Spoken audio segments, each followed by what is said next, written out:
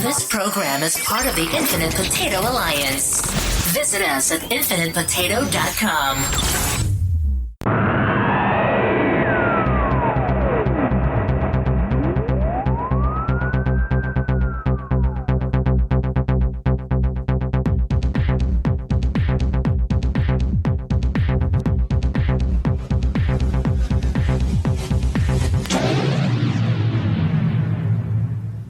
I'm Shane Thomas, and this is Analysing Doctor Who, and I'm joined today by Ro Karen and Jenn Allen, and we are in week 2 of the 60th anniversary special episodes. So today we're going to look at Wild Blue Yonder, and an apology in advance, I currently have the flu, so if by the end of this you think this is the worst episode of ADW you've ever heard, that's the reason why, or at least that's the excuse we're using.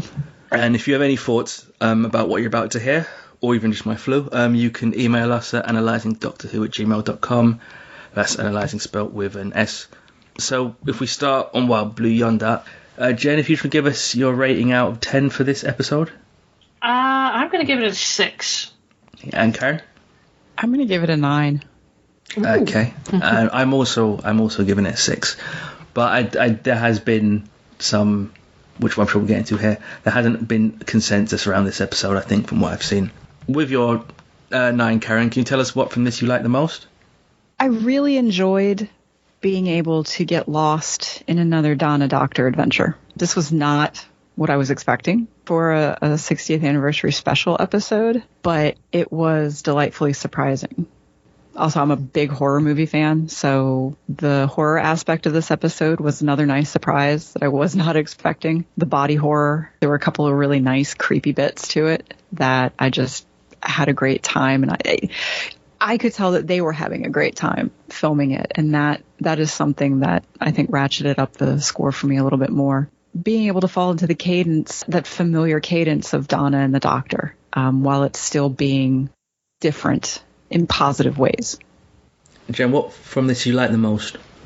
I agree that I did like the dynamic between the Doctor and Donna, because it's been 15 years we haven't had a chance for them to really talk, and this was kind of, in a way, they're a catching up / hijinks ensue. It was nice. There was just some aspects, well, we'll get to that, but overall the dynamic between the two of them was definitely a highlight. What I liked the most from this was the score, Murray Gold's score specifically. I think it did a really good job of just being a low-level hum, evoking like dread and peril throughout, and it's one of them things sometimes with the scores that you notice it when it's not there, because I think one of the better scenes is when they're in kind of the captain's area, in that they found a chair, still don't know exactly what's going on, but the moment the Doctor realises that at the edge of the universe, and he starts almost pondering and musing on that, and then everything goes quiet, and the noise matches the sight, which is what I think Donna at this point pointed out, how can we be in space, there's no stars,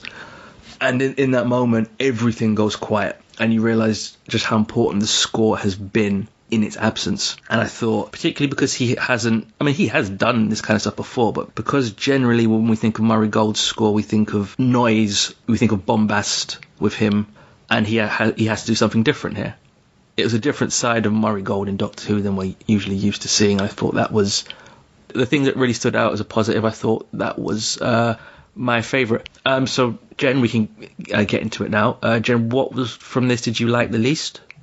Well, some of the special effects, especially for the doubles, was a little wonky at times, and yeah, I did enjoy the horror aspect, but when they got like huge, that was distracting. I just felt it got a little overboard in some places. That's the main thing I didn't like, was some of the special effects I felt were just a little over the top. I was going to mention this later. I found some of them a bit clunky. Aspects of it look like, I don't know if you've seen those like Mid-Journey, AI things where you feed or an instruction of an image and they cough out. Yes. That's those are just. It looked like a bad AI. And now some of that might be intentional, but that came off as actually more cartoonish than eerie or anything else, and that might be just personal taste. Some people might find that thing like really foreboding, but yeah, I found that I rolled my eyes a little bit at that, and that felt like we have the Disney money, so let's try and push for this. Where in the past, I don't think they might have had the idea, but they wouldn't have tried it, or they wouldn't have tried it to the degree that they did do.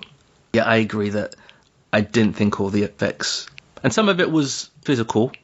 The thing with the long arms, some of it CGI, but that was actually prosthetics. And I think also when she sunk into the floor, that was prosthetics. Yeah, that's right. They apparently cut a hole in the floor, put Catherine Tate in it, and stuck a load of kind of goo around her. So yeah, they are, I think we mentioned this last week, they are trying to still be physical with the prosthetics where they can, and with some augmentation with CGI, and I like that approach. I don't think they got the balance right, and it felt with some of the horror stuff, that those effects, that we would never even try this, and now that we have a bit more money, let's actually try and go for it, and I think it was a bit of a swing and a miss. But Karen, if we come back to what you like the least. I think falling in line with the dichotomous messages throughout this episode, the thing that I liked the most was also the thing that I liked the least, is that it did feel like a regular episode. It didn't feel like an anniversary special episode. And I agree. While it was fun, and I had a great time watching it, I had a great time falling back into that groove of Donna and the Doctor. At the end, I kind of stepped back from it, and I was like, well, that kind of played like most middle parts of trilogies play, where they serve the purpose of bridging from part 1 to part 3, but were they really necessary? Were they fun? It didn't live up to what I was thinking in my head, because especially with the bombastic first episode of this special trilogy, I was sort of waiting for something along that line, and to have something so intimate and so personal between the Doctor and Donna. Again, I'm not complaining about it. It was a great episode, in my opinion, but yeah, it wasn't what I was anticipating. I mean, that didn't bother me, but I agree that if this would have been a full series, like this could have been episode 5 or 6 or 7. This wouldn't have been episode 1 or 2 or 9 or 10.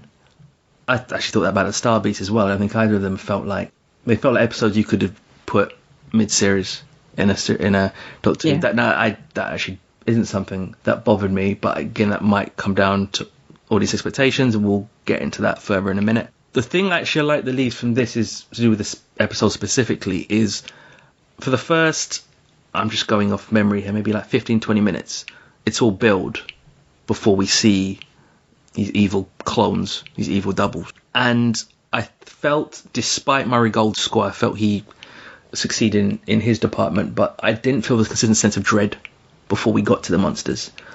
There were moments that you get the constant shots of, like, from through air vents and stuff, where it's as if Donna and the Doctor are being surveilled by something or someone. But there's bits that are just, they felt very, very flat and very, very everyday, and there was no frisson of something's coming, which I think you need for this to work, and it's part of the reason why I gave it 6. I did like Wild Blue Yonder a little more on rewatch, but my general feelings on it are the same after watching it once and watching it twice.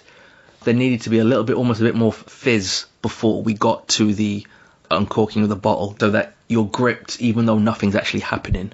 My main feeling I came away from this, I was like, the story, like just as the plot, that felt better suited to like Stephen Moffat or even Toby Whithouse. And I kind of think what they would have done when I think of episodes they've done, like Silence in the Library or The God Complex or The Empty Child or of course Blink. I look at those two and I'm think, if you've given that to them, and again this was episode 5, 6 or 7 of a normal series, I think they may have done a slightly better job with it, particularly as opening 20 minutes. And I don't think they'd have leaned in towards a cartoonish. I think they would have tried to make it as scary as is permissible within an episode of Doctor Who.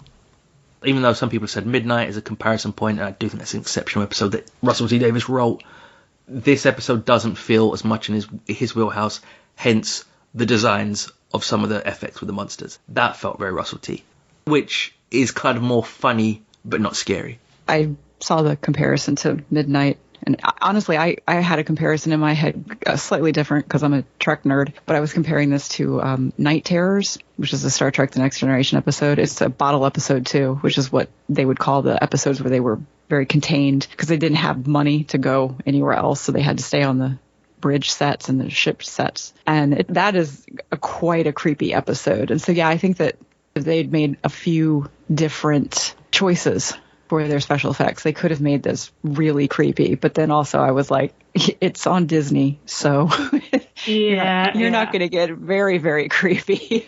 Yeah, I also thought of a TNG episode, but I was thinking of Ship in a Bottle, which is the one where everybody keeps disappearing and Crusher keeps noticing that they're disappearing and suddenly she's the only one there. It was kind of like that for me. Oh, if you Remember that Me. episode. Remember Me, that's in it. I kept thinking it was called Ship in a Bottle for some reason. But and there's a little bit of a horror aspect to that too, because people keep disappearing and they don't remember them, and it's just kind of like the claustrophobic feeling that this episode has to a degree, especially when they're in all the tubes and everything, and all the hatches and shifting all over the place, and suddenly they're separated. And yeah, I mean, I get what Russell T was going for as far as tension, but eventually it kind of fell flat once the doubles showed up in certain places, I think, because it started getting a little more comic-y with them interacting with the doubles and trying to figure out who's real and who's not, and it got a little wonky in a few places.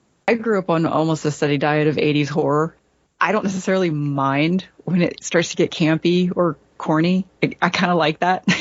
So I felt like it was a nice balance between creepy and funny and kitschy.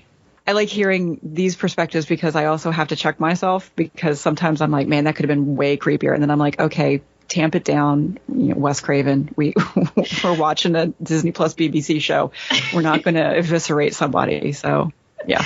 I mean, same here. I grew up on a lot of the 80s kitsch horror stuff, too. I mean, Friday the 13th, Nightmare on Elm Street, love them all. So I'm right there with you. Obviously, you mentioned bottle episode, Karen, and this is in respect similar to a bottle episode in its format, in as much as we have 2 actors and 4 characters, and that's it for the whole episode.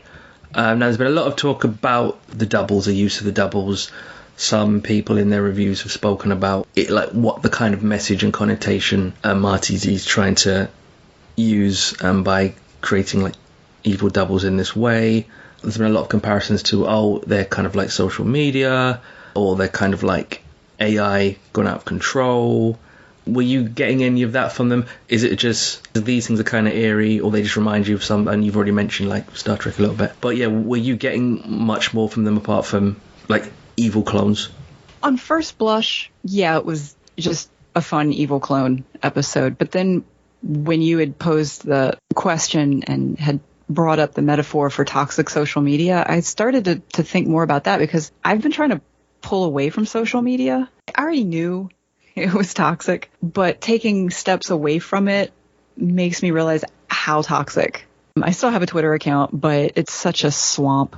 And stepping back from that channel in particular brought a bit more joy back to me for Doctor Who, because I realized that the toxicity of that channel was killing the joy.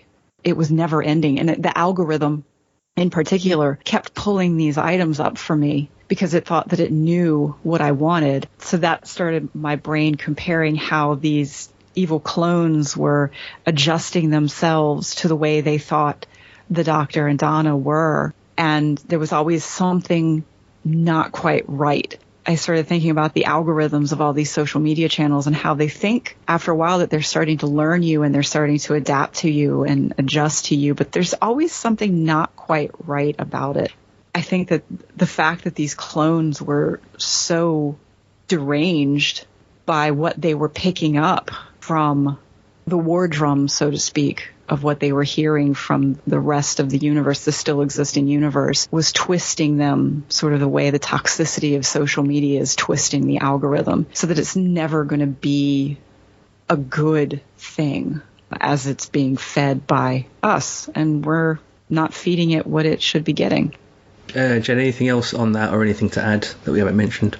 I also taken a step back from a lot of social media. I only have 2 social media accounts left, but I did make a resolution for myself that I would only ever comment with positive comments. But yes, there is a lot of toxicity out there on social media in various places, and it can be draining.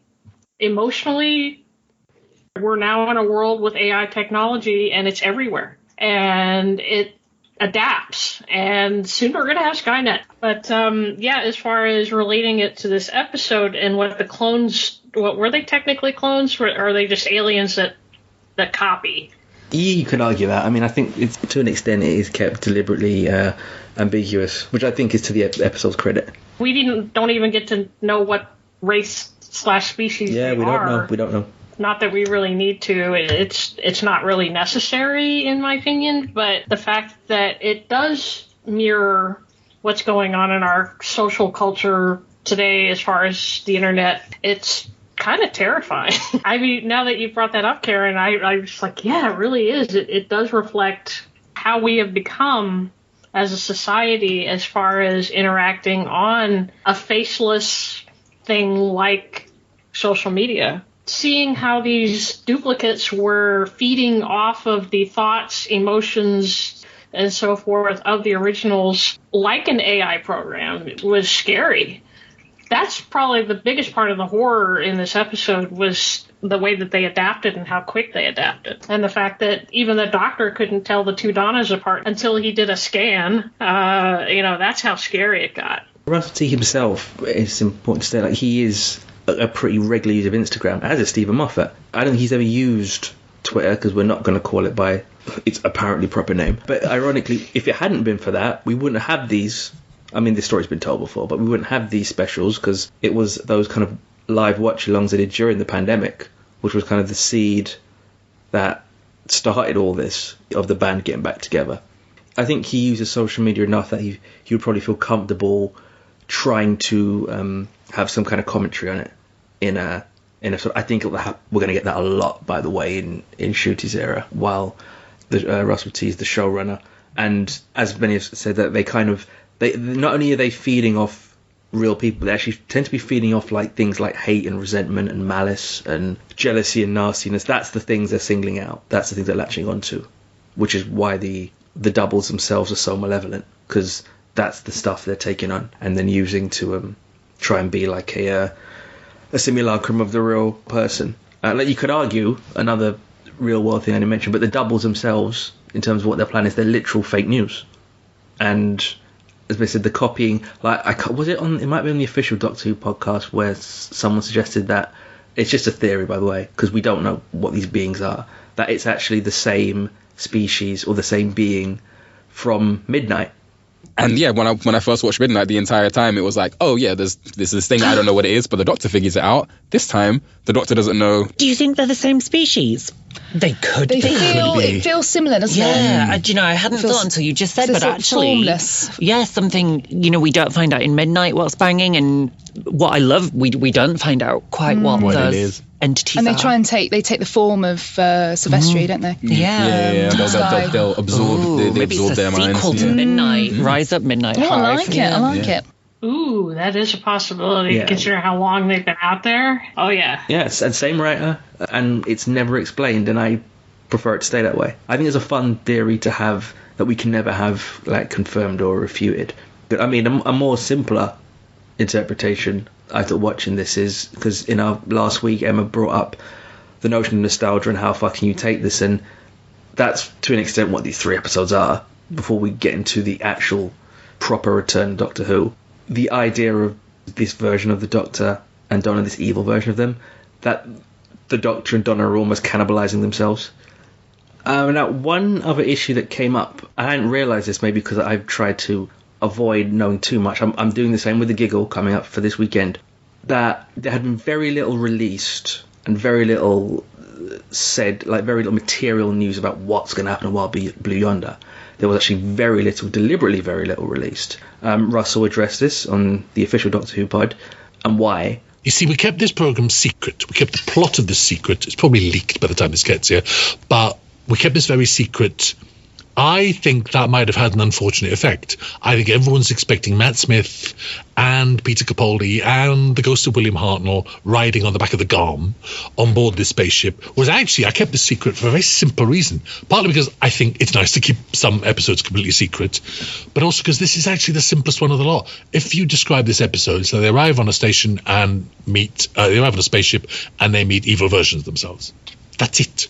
I mean, with a Star Beast, you could sort of say, oh, well, the Meep turns out to be evil, and actually that's about Donna. The other episodes are more complicated. This is so simple. That's why I kept it secret, but I wonder if that's had an unfortunate effect and made it disappointingly simple on its broadcast. And some, I always want to make sure we're being specific here. Some, not all, I think some fans kind of felt let down, disappointed, and felt they'd been like sold a false bill of goods. So Jen, first, did you have any idea of this hype leading in, and did you feel like that after the episode? I actually did not, because I try to be spoiler-free as possible when going into Doctor Who episodes. So I didn't read any of the promo stuff beforehand. So I didn't know until after I watched it, because then I went and and I'd start reading stuff. The fact that they had redacted on a lot of on the cast promo, whatever, and they didn't really show any pictures except some pre-CGI shots and everything else, which, obviously it didn't have the background, so you didn't know what was going on. And I kind of understand why they did that, to try and keep it as spoiler-free as possible, considering the subject matter. Because if they showed doubles, there you go. So they couldn't even show the cast, the two people who played their doubles, they couldn't even show that. And the cameo at the end, they couldn't even show that, which I'll talk about that later. So, going in blind and not understanding why people were upset, I'm it was to keep it as spoiler-free as possible. I can understand their frustration, but in the end, does it really matter? I would agree. I mean, whatever issues I may have had with this episode, this is not among them at all. I have zero problem with that. And my general take on this is, as long as you're not being promised something that you didn't get. So an example, again, actually with RTD, is the notion of Donna's series 4, Donna's actual series, where in the final 2 episodes in Journey's End, where there was talk about someone's going to die. And in the episode, the Dalek Sect, the one who goes good and apparently has lost their mind, talks about one will still die. And that was Russell's plan, because he writes about this in The Writer's Tale, and then he didn't kill anyone in the end. And the way they tried to get around it was the person Donna was when she had her memory wiped, that person is now dead. And that, it didn't ruin that story arc, but I was just don't promise someone's going to die. No one asked you to do that. You don't have to do that. But it's not like we were promised something here that we didn't get, or there was any kind of allusion to something we didn't get. As you say, Jen, there was very little shown. But then if you think about it, what could you show that wouldn't have just given it all away? Exactly. There's not much you could do. So just a couple of stills of them on the spaceship, and we saw that robot a little bit of that robot. Okay, that robot's going to be important, which it was. But because there's so little material in there, I don't know what you can show. Even if you don't agree with it, I think one should be able to understand why. Karen, were you free of all the hype coming into this? I was blissfully ignorant as to what this was going to be about. The only thing that I knew was the title of it. When I did finally read a couple of articles about people being disappointed because it wasn't the Dr. Palooza that they all thought it was, I had actually just read an interview with Peter Capaldi where he was basically saying why he's never going to come back to Doctor Who. Which he said more than once, by the way. Yeah, so I was like, why were you expecting Peter Capaldi? He's been very vocal about the fact that he's not coming back. So same with Eccleston. He's never doing it again either. It doesn't mean never. I would never say never where the show is concerned. Oh yeah, that's fair. But he's made a point of saying exactly. Yeah, you can't say, well, I thought he'd be here because he said he'd never be here. Yeah, that's not how that works. Exactly. That's then on you. That's not on them. So I would love to see him come back, but also I get it. I get it, and I absolutely respect it. Same thing I did a Christopher Eccleston rewatch, and damn, I loved those episodes and thought he was a great doctor. But again, I get it. You don't want to do it again? I'm not going to be sad because I've got all your DVDs downstairs and I can boot them up anytime. So, yeah, I was completely ignorant about this episode and was almost 100% pleasantly surprised. The things that you guys have mentioned as issues with you, yeah, they registered, but I just kind of let it go. I think, again, because I've refound joy in the anticipation and sort of that joy of the unknowing anticipation. So I sat down and I watched this episode and I was like, shit, that was fun. That was really fun. And the poignant parts got me exactly how they were supposed to get me. And the goofy parts, maybe some of the things that I considered goofy, maybe they didn't consider goofy, but I understand more and more that ignorance can be bliss in the right ways. And also, I mean, broadly speaking, I generally think it's better when you're like, I mean, not your Doctor Who of anything, to judge something on what it is rather than what it wasn't. So, like, one of the things, this is on a rewatch I got with this, and I think it's definitely the case with Tennant's Doctors, and with a lot of the Doctors, but I think it's very clear with Tennant's Doctors, is that the Doctor cannot resist the law of the unknown and undiscovered, which was a big part of Midnight. And initially, obviously, they're by the TARDIS and they're like, well, let's go see what's going on. And they see, they don't realize it's a robot, they see something in the distance, and Donna's like, should we? And Doctor's like, but yeah, let's go. Yeah, and to a lesser degree, Matt Smith's Doctor was the same way. I mean, that was a good bit when they're facing them in the cockpit with the glass between them, and it's like, okay, so we can't think right now. And Donna's thinking, but it's you. I loved that part. Don't think! Don't stop it! Stop it! And they're on the other side just chanting, think, think, think, think, think, think. That I thought was very good, a good narrative conceit, because that's the one thing that this Doctor just can't do. Like, they cannot help themselves when, figuring out a puzzle. And also, I think some of us are slightly influenced by what happened with the 50th, which was one episode, a feature-length episode, that was, to use your phrase, Karen, Dr. Palooza. Everything about it. So much was thrown at the wall, and successfully. This being just basically a reunion between one of the most beloved Doctors and one of the most beloved companions for a 3-story arc is a delight. And yeah, it's 3 episodes instead of 1, but that's okay. They've done plenty of other anniversary ones where they've had previous Doctors come back.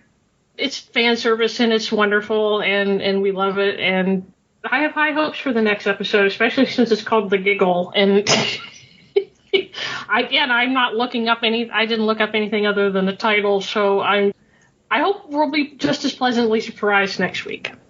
So yeah, if we move on to there's any additional observations we might have missed. Jen, is there anything we've missed you haven't mentioned yet? Yeah, I have a list. Okay, the robot. I kept thinking the whole time, if you guys remember the newer Hitchhiker's Guide to the Galaxy, I kept thinking he looked like Marvin. Mm-hmm. Yeah, a lot of people have said that. I thought that a lot of people have said that. Marvin the Paranoid Android, yes, it's very Hitchhiker's Guide. Yeah, I kept thinking he was just going to suddenly say, I had the brain the size of a planet. Oh my god, I was like, he's Marvin, but he doesn't talk. Yeah, Russell T's a massive fan. I mean, he wrote a foreword to when the books kind of were reissued, which I have somewhere at home. And you can see the influence of Douglas Adams, who did write for Doctor Who himself. You can see the influence of Douglas Adams on his own writing.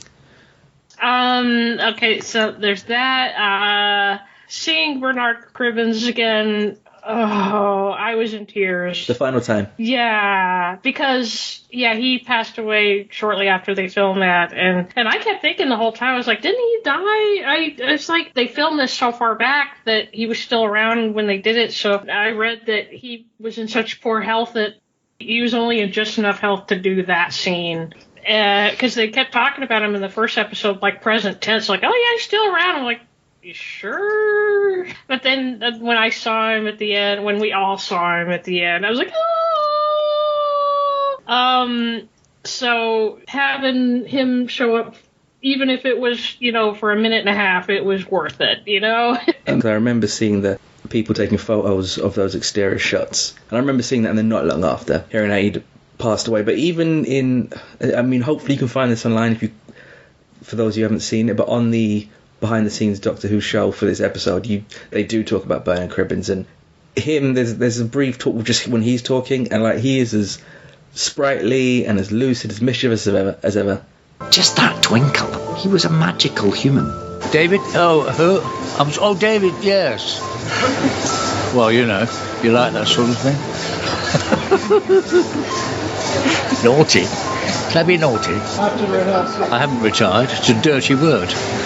I'm just not chosen as much as I used to be, because I'm 93, Maybe, definitely modern, who I won't say the whole show because I haven't seen enough of it, but maybe like the purest person that's ever travelled with a Doctor.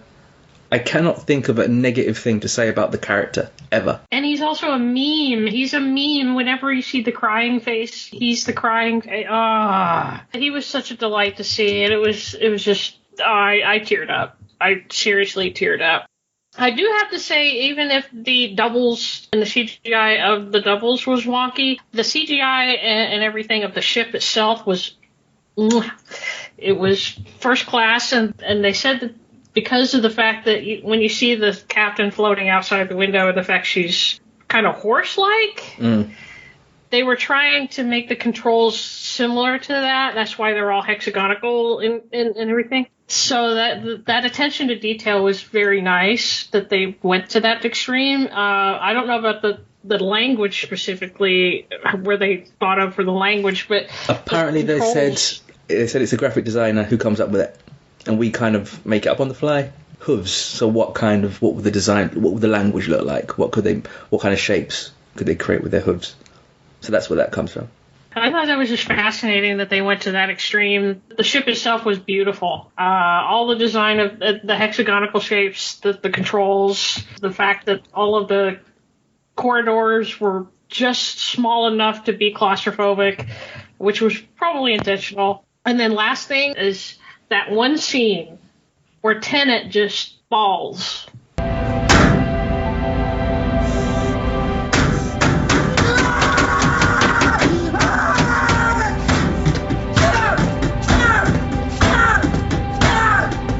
I don't know how the heck he got into the right mode for that, but that was heartbreaking to watch. I know it's after he's basically remembering a lot of this stuff that specifically talked about flux and everything, but him just having that emotional moment, which the Doctor doesn't have very emotional moments like that, no matter what incarnation. It was a lot, in a good way. And the fact that Tennant put his all into just those few seconds of emotion was both heartbreaking and liberating to watch, seeing him just finally just break down because of all the shit he's been through in each carnation and how much he remembers from each carnation that moves into the next one. It's a lot, and I don't blame him for breaking down, even if he was by himself in that particular moment. I mean, we saw it as an observer outside the spectrum, but I think that was just a powerful moment, not just for the Doctor, but for Tennant as an actor, and I love it. Anything additional to add, Karen? I think what constantly kept coming back to me through this episode, other than hey, did we mention we have a Disney budget now, graph special effects, was the unexpected continued presence of Jodie Whittaker's Doctor. I honestly thought that Russell T Davies was going to come in and just wipe the slate clean and just, we had Whittaker's Doctor, we had the Chibnall era. Now it's time to move on. So I'm watching this episode and I'm enjoying the more emotive Doctor, as Jenn was mentioning. There's more emotion to him now. Maybe it's because of the fact that he's still confused and he doesn't know why his face is back, and now he's got Donna back, and these are things that are making him realize all that he and she have lost through their many incarnations. But it was the moment when they brought up the flux that really honestly surprised me. I thought that they were going to absolutely drop the flux, and to find out that the flux is in fact the driving force of how these entities ended up on this ship, because now they're at the edge of the universe, which prior to the flux was probably not the edge, and they found themselves forced into this new territory. The fact that they brought up the flux, the fact that they brought up the timeless child, the fact that he doesn't know where he's from anymore, it surprised me. And it also, I applaud that Davies wants to either continue that storyline into Ncuti's era, or at least wants to acknowledge that this is part of the Doctor's existence now. But I really enjoyed the Whittaker presence in Tennant's performance, whether it was intentional or whether it was subconscious. The fact that, we had these scenes where at the beginning when Donna realizes that the TARDIS has left them, and it hits her that, her family is so far away, and she says, I need to get back to Rose, and just watching the Doctor take her hand and kiss it and hold it against his chest. Those aren't things that the Doctor does typically. And then at the end, when they're sitting on the floor of the TARDIS and he's just holding her. Yeah. And just both of them decompressing from that horrifying moment where he took the wrong Donna and had to hurry and go back and get the right Donna. And just that moment, I think, held so much. And probably because I'm such a Whittaker fan, you know, a 13 fan, I read into that moment of, you know, is he thinking of how he never allowed himself to be like this with Yaz? Mm-hmm. You know, she drew that line as 13 and just decided not to cross it. And here he now has a second chance with this companion he loved so much and had to take so much away from her and was able to give back to her. Mm-hmm. And so all these things was connecting in my head. Maybe I was the only one, but I really loved that continued Whittaker presence in his performance. And there's even a moment where when they first land on this weird ship and, you know, he's like trying to figure out where they are and he's bouncing and he's like, I think it's a spaceship. And, you know, Donna's like, maybe. And then he scrunches his face.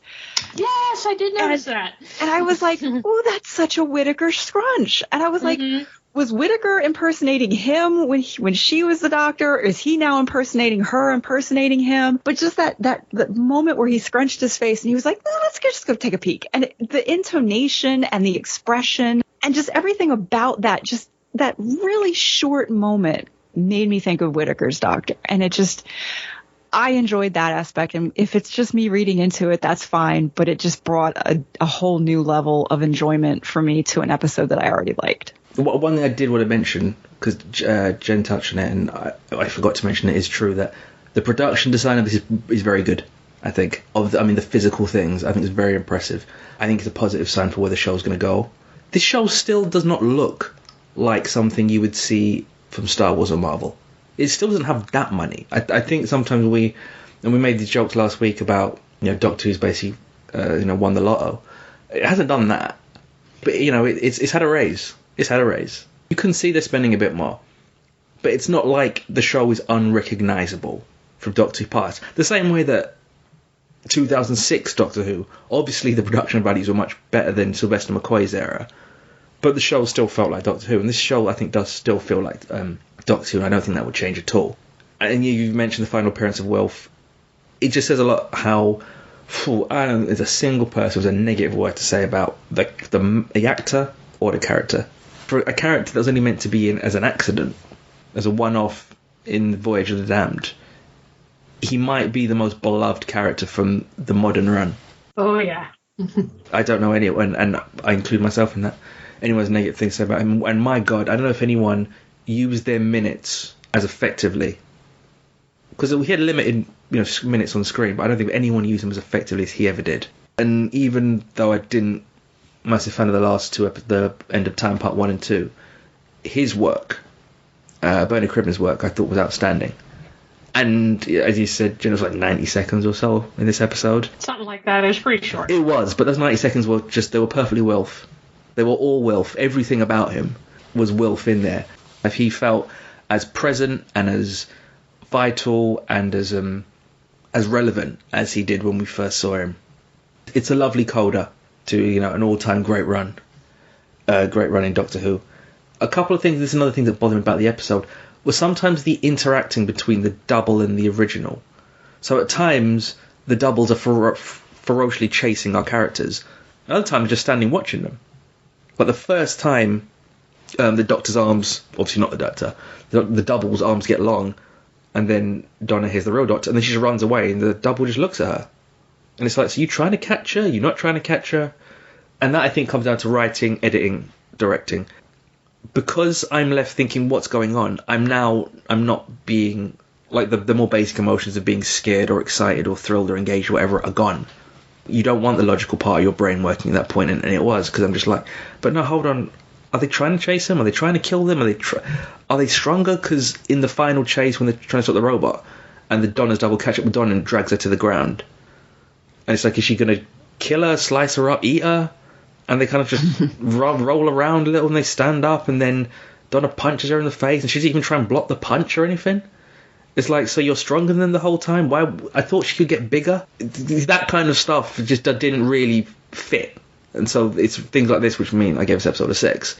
That might have just come down to budget. Yes. I mean, possibly. That probably was when you come into edits, like, oh, the thing we wanted to do, we can't do. And this episode, we need this episode to be air ready in like a week.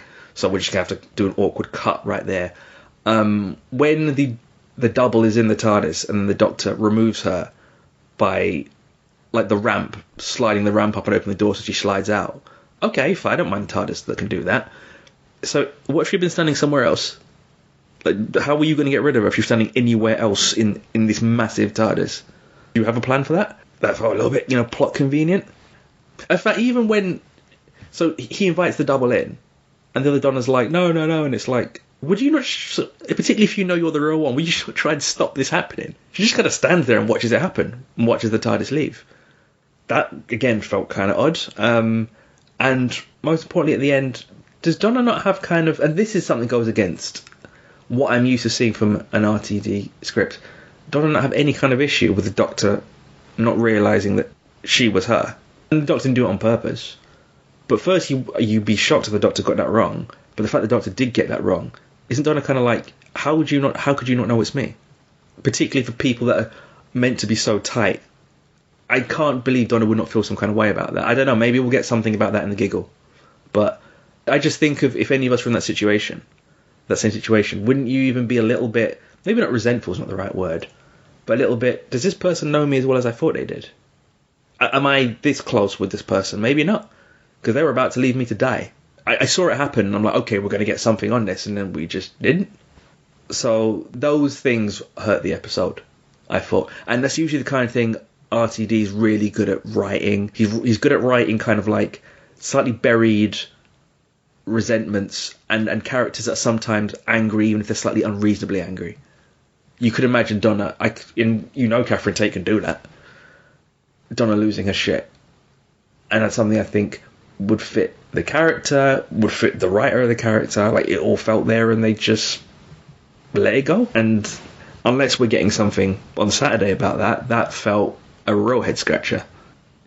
Right, so we just finish off with our MVP. So, Karen, who's your... I mean, not much to choose from, of course, but Karen, who's your MVP of the episode? As much as I love both of their performances, I'm going to go with Catherine Tate. Because, honestly... that moment when you realize that the Doctor had left the wrong Donna behind, her panic was palpable to me.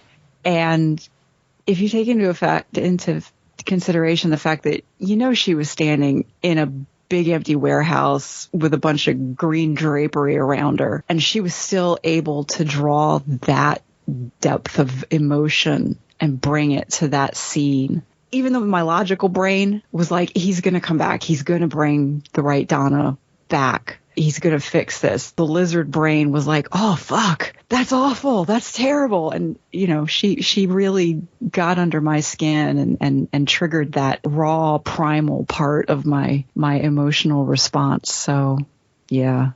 And plus, I'm just so happy to see Catherine Tate back as Donna. I really am. I mean, part of me is, despite being a massive fan of the show, does love that she remains, like, she will go down as one of the greatest companions ever. Everyone will have their different choices and lists and whatever, but she'll go down as one of the best ever, and she really does not understand what the fuck is going on in this show to this day. Like, Karen Gillan became a genre fiction fan after working Doctor Who. Catherine Tate couldn't give a fuck. And I think that's part of what, I think she brings that to the role, and that's part of what makes Donna so endearing, and so, like, the way she just gives the Doctor shit. Like, when she gets into drive, and she's like, allons, as the idiot says, Z. And I'm like, wow. You just called him an idiot right to his face, and you just don't have any foxes left to give. So, yeah, I mean, she really is. When I did my rewatch, it wasn't until Donna that 10 started clicking for me again, the way I had loved him so much the first viewing. It wasn't until Donna that I was like, yeah, here we go. Here's what I remember on my first viewing. Well, we'll have to do a Hall of Fame for her at some point, but my general theory is I think she's basically the most humanly relatable companion. I think probably, unlike all the others, I think everyone has probably come across someone like Donna, or is someone like Donna. I know who Donna reminds me of, like real people. And Russell T Davies is great at writing people like that. So I think that's probably why. I think just she reminds so many people of them, because she's so ordinary, and of course, in the show, extraordinary. But she is such an ordinary person in the best way possible. So Jen, who from this was your MVP? Well, I'll go the other direction and say David Tennant, because again, we only had 2 people to really go with. But I will also highlight that the dynamic between the Doctor and Donna in particular, because we had Rose and we had Martha and we had all these other companions who had the crushes on or loved the Doctor in various ways. Donna was just his friend, and she was just his mate, and they were mates. And basically, she would give him shit and he would give her shit, and they would just laugh it off and just go on. And there was no sexual tension, whatever, going on. It was just 2 buds hanging out, going on adventures together. And that was what I loved the most about it. It was just them having fun together as friends. And the fact that even now that dynamic is back, that was another highlight of this episode, is because it was just the 2 of them, even though there were their duplicates. It was them going back to the old routine of giving each other shit. It was great. But specifically Tennant, him, as Karen already mentioned, taking on some of Whittaker's mannerisms, like the scrunched nose, which I did notice, and a few other things, and the fact that he's a little more emotional now than he was the first time around, is a delight that he's melded Whittaker's mannerisms into this new /return/ whatever they're eventually going to call it of this particular Doctor. And it's for the people who did like the Whittaker era but also love the Tennant era, and it's a good mishmash of the 2, and Tennant pulls it off. It's the old Doctor plus the newer Doctor kind of for everybody. The fact that him and Catherine Tate got right back into the routine of fucking with each other was a delight. Even though, yes, they were in peril, yes, they were in this unknown space, they still had plenty of time to joke with each other, which was awesome. And then, again, when he was holding her at the end was beautiful, because we know he does care about her and she cares about him, and they're very close. They've always been close. With the previous episode where she kept talking about, there's something I'm missing, and you can hear it in her voice that she watched that time back with 10, but she also has responsibility for her family now, and the fact that there's something, I know it's there, and I miss it. Tennant is always a delight. I love him in Good Omens too. He's just amazing. Him coming back and just slipping right back into 10 with some 13 thrown in is beautiful. And props to him and to Catherine Tate. They both did an amazing job in this episode, even if there was some wonky CGI and a little bit of things that didn't land. The 2 of them were solid in particular. I mean, they did superb jobs with the characters, and we were right back, in a degree, back to when they were together the first time. I would say he's probably the best actor to ever play this character, and he is also my MVP for the 2nd week in a row. I hadn't noticed the Jodie thing, but as you say it, Karen, I am definitely inclined to agree. In terms of are they imitating each other, I think the answer is very likely. There's been no confirmation, but I would not be surprised. They're very good friends, they've worked together before, and it would make sense. And Tennant himself is such a fan of the show, it is kind of axiomatic that he would want to kind of show a kind of continuation from one into the other in that way, particularly because this is going to be such a short run. So that would make total sense. And it also would, because this Doctor has been, and this isn't the 10th, this is the 14th. They are similar but not the same. The 14th has been influenced by what's happened previous. And as far as the 13th, aspect of the 13th Doctor, then aspects of the 14th make sense. So going from last week, the Doctor saying, yeah, Donna, I really love her. Oh, hold on, is that who I am? And then this week with Isaac Newton. And another thing to notice, and he's more tactile. I mean, some pointed out that when he says to Donna at the end of the Star Beast, oh, I'm so glad you're back because it killed me, it killed me, it killed me, which is a kill for every time he regenerated since. Might be coincidence, but obviously the internet and fans do the good part of the internet. And the fans do as we do, and like trying to see if there's something in there. And we should state, I think most people knew this already, but to remove any ambiguity, the idea of Russell T Davies just eliding the Chibnall era is not happening, and I thought was never going to happen, regardless of what people may think. And when I say people, I mean this podcast in particular. Chibnall is wrote for Russell's era. I wouldn't rule out him doing that again at some point. Russell has nothing but positive to say about Chibnall. So this isn't like, oh, we have Doctor Who and we're just going to forget that it ever happened. They're not doing that. Davis has no issue with the Timeless Child storyline, no issue with the Flux storyline. He's not going to just remove it and excise it from Doctor Who legacy. It's part of the history. It happened. They're not going to, at least not while it's under his tenure. That's not going. I can't remember who, so I can't attribute this properly, but it might have been like either Darren Mooney or Chris Alcott. One of them tweeted that they've done more, they've had more emotional impact with the Flux in like 2 minutes of this episode than they did through the actual entire Flux miniseries. Yeah. I mean, that you've already mentioned it, Jen. I thought that scene was excellent. It was raw emotion from Tennant and the character both, and it was needed. It should be, and that was a problem. It didn't feel like it meant anything at the time, and it wasn't interested in the people that was affected. Where this used here, it's like, oh, it affects the Doctor, whether you like the storyline or not. That makes sense narratively and as far as character development goes. And there is that great, you realise, because at this moment, and this is one of the good things that Shanna rewatch I did like, when you realise when it's a fake and when it's the real. Because in the moment watching, you're not sometimes sure. So sometimes when they're talking about real personal stuff like that scene, it's like, which one is the real one? Are they both the real one? Are they both the fake one? But there's that moment when Tennant is incredibly emotionally bare, and he says, Donna, is that you? And it's like, he's almost saying, please be you. I won't be able to bear it if I'm not sharing this with my friend. Consequences and stakes. Amazing how good scenes can be when you do that, because that scene I loved, and you realise that the Doctor is in need, and part of the reason maybe why it's gone back to Donna this way, that the Doctor's actually needed some comfort since the Flux. The Doctor is still very raw, emotionally bruised and wounded, and he almost begins to run to Donna, and then you realise it's the fake one, but almost like a child running to a parent. So that bit I thought, seeing in itself, was really good. And we've mentioned being more tactile, particularly in this episode, which is not even the 10th, who was kind of the most human. This Doctor feels even more human in some ways. That's why another thing, to mention about Tennant is that he does such a good job when we first realise that that's a double and not the real thing. When he, the evil clone of the Doctor.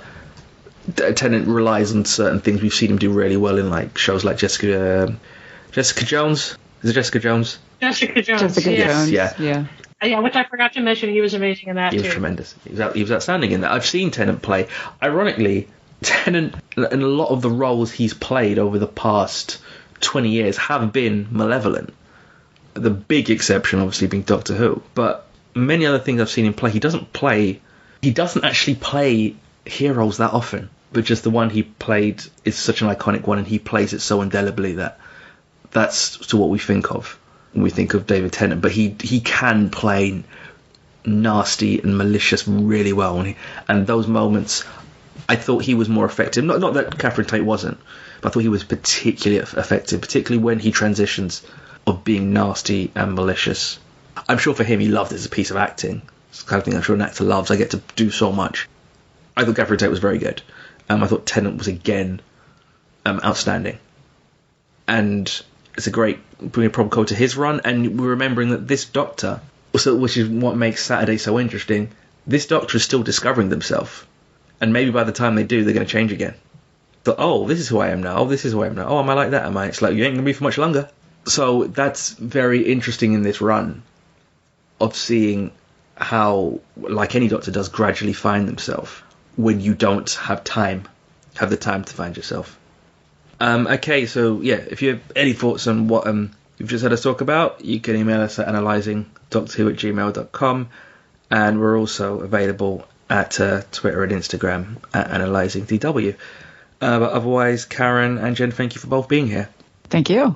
Pleasure. And thank you for listening. And we will be back to analyse the giggle. Until next time.